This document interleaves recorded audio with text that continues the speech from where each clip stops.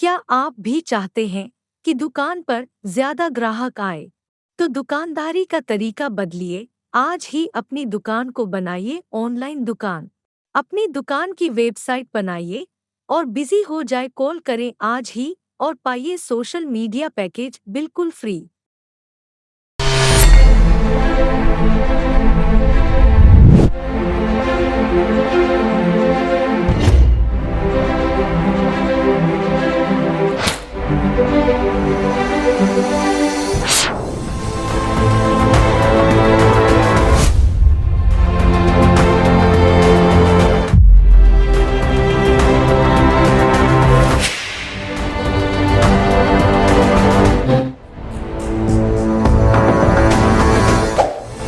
Awaking news کے محترم ناظرین، السلام علیکم۔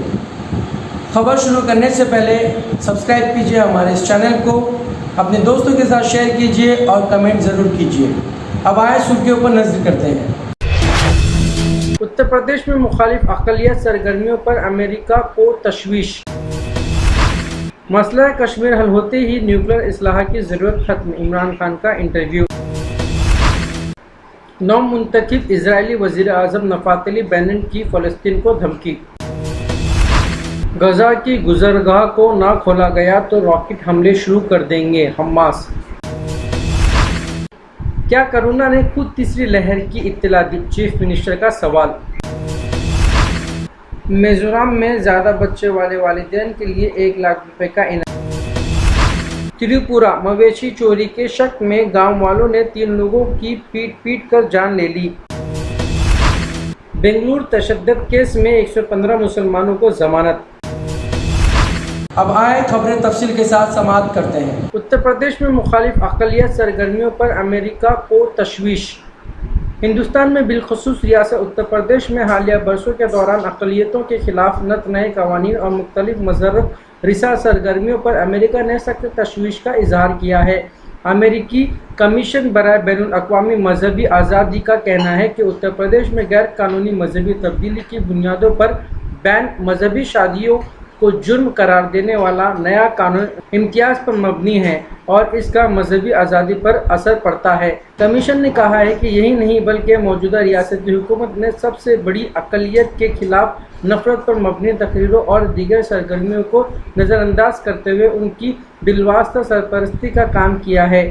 مساجد کو اب بھی منہدم کیا جا رہا ہے۔ کمیشن کی طرف سے سینئر پالیسی انالیسٹ نائلہ محمد نے کہا کہ اس طرح کی سرگرمیوں کے نتیجے میں اکثر و بیشتر تشدد دیکھنے میں آتا ہے، کیونکہ مختلف وجوہات بیان کرتے ہوئے ریاستی حکومت بین مذہبی شادیوں کو ممنوع قرار دے رہی ہے اور اس کے لیے مختلف تعویلیں پیش کر رہی ہے۔ نائلہ واشنگٹن ڈی سی میں گزشتہ ہفتے کانگریس کے بریفنگ میں بیان دے رہی تھی۔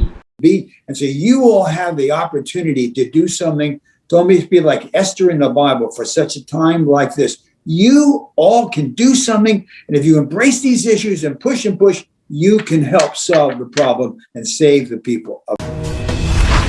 مسئلہ کشمیر حل ہوتے ہی نیوکلیئر اصلاح کی ضرورت ختم، عمران خان کا انٹرویو۔ وزیر اعظم پاکستان عمران خان نے کہا ہے کہ ایک بار مسئلہ کشمیر حل ہو جائے تو نیوکلیئر قوت مزاحمت کی ضرورت باقی نہیں رہے گی۔ انہوں نے HBO کی صحافی جوناتھن سوان کو انٹرویو میں یہ بات کہی۔ عمران خان کا کہنا ہے کہ مسئلہ کشمیر کے حل ہوتے ہی ہمیں نیوکلیئر ڈیزاسٹر کی ضرورت نہیں رہے گی۔ وزیر اعظم پاکستان نے ایک انٹیلیجنس رپورٹ کو مسترد کیا کہ ان کا ملک ساری دنیا میں انتہائی تیز رفتاری سے نیوکلیئر اصلاح بڑھا رہا ہے۔ انہوں نے کہا کہ مجھے نہیں پتا کہ یہ خبریں کہاں سے آتی ہیں۔ پاکستان کا نیوکلیئر اصلاح اپنے دفاع کے لیے صرف ایک قوتی مظاہرہ ہے۔ جہاں تک میری جانکاری ہے یہ جارحانہ ہتھیار نہیں ہے۔ کوئی بھی ملک جس کا پڑوسی اس کے سائز سے 7 گنا بڑا ہوگا پریشان تو ہوگا ہی۔ نو منتخب اسرائیلی وزیر اعظم نفتالی بینٹ کی فلسطین کو دھمکی۔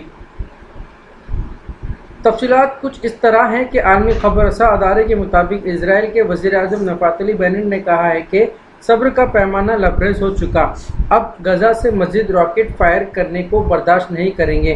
وزیر اعظم نفتالی بینٹ نے مزید کہا کہ غزہ میں موجود دہشت گرد تنظیموں کے خلاف کارروائی جاری رکھے گی اور اس دباؤ میں نہیں آئیں گے، تاہم غزہ کی پٹی کے رہائشیوں کے ساتھ کسی قسم کا تنازع نہیں چاہتے، جو ہم پر حملہ نہیں کرتے انہیں نقصان نہیں پہنچائیں گے۔ غزہ کی گزرگاہ کو نہ کھولا گیا تو راکٹ حملے شروع کر دیں گے، حماس۔ القاصی بریگیڈ کے ترجمان ابو احمد نے اعلان کیا ہے کہ غاصب صہیونی حکومت غزہ کی گزرگاہ مسلسل بند نہیں رکھ سکتی۔ انہوں نے خبردار کیا، اگر اس نے غزہ کی گزرگاہ کو بند کیے رکھا تو اس کے نتائج کے ذمہ دار بھی خود اس کی ہی ہوگی۔ انہوں نے کہا کہ غاصب صہیونی حکومت نے اگر غزہ کو پھر جارحیت کا نشانہ بنایا تو مقبوضہ علاقوں پر راکٹ و میزائل حملوں کا نیا سلسلہ شروع کر دیا جائے گا۔ کیا کرونا نے خود تیسری لہر کی اطلاع دی؟ چیف منسٹر کا سوال۔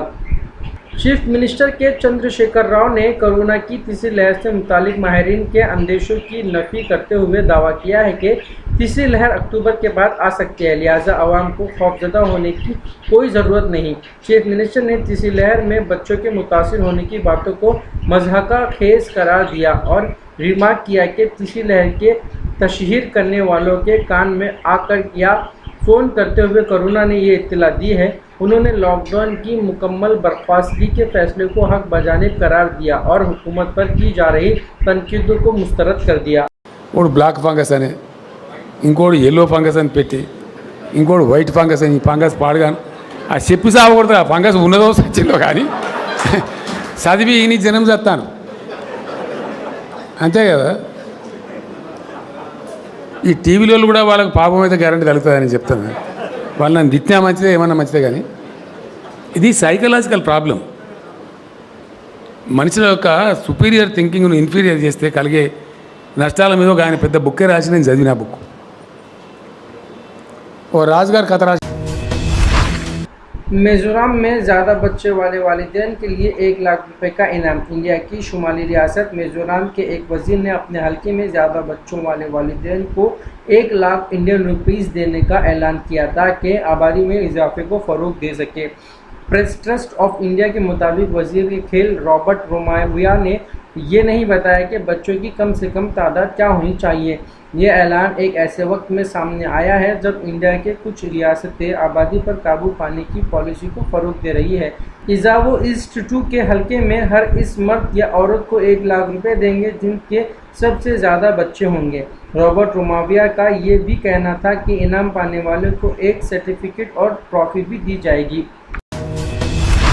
تریپورہ مویشی چوری کے شک میں گاؤں والوں نے 3 لوگوں کی پیٹ کر جان لے لی۔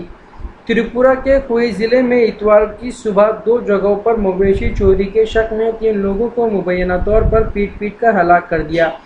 دی وائرل سے بات چیت میں تلیمرا کے SDPO سوان چرن جماعتیہ نے کہا، نمن جوائی پاڑا کے لوگوں نے ایک منی ٹرک کو اگرتلہ جاتے دیکھا، اس میں 5 مویشی سوار تھے۔ مقامی لوگوں نے ٹرک کا پیچھا کیا اور کلیان پور RD بلاک کے تحت شمالی مہارانی پور گاؤں کے پاس اسے روک لیا۔ مقامی لوگوں نے اس میں سوار لوگوں کو پکڑ لیا اور ان کی بے رحمی سے پٹائی کی۔ تبھی وہاں پر باقی گاؤں والے بھی پہنچ گئے اور بھیڑ نے مویشی چور ہونے کے شک میں ان کی پٹائی کر دی۔ پولیس حکمراں کا کہنا ہے کہ ان میں سے ایک بچ کر بھاگ نکلنے میں کامیاب رہا، لیکن بعد میں منگیا کامی کے لوگوں نے اسے پکڑ لیا اور اس کی پٹائی کی۔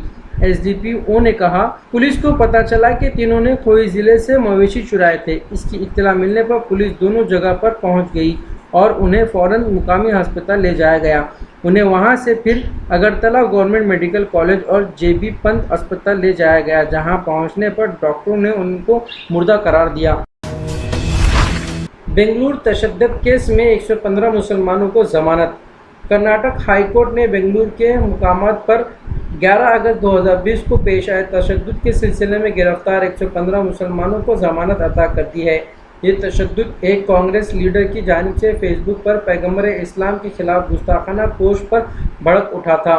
پولیس نے سخت قانون UAPA کے تحت سینکڑوں گرفتاریاں عمل میں لائی تھی۔ بعد میں تحقیقات NIA کو سونپ دی گئی تھی۔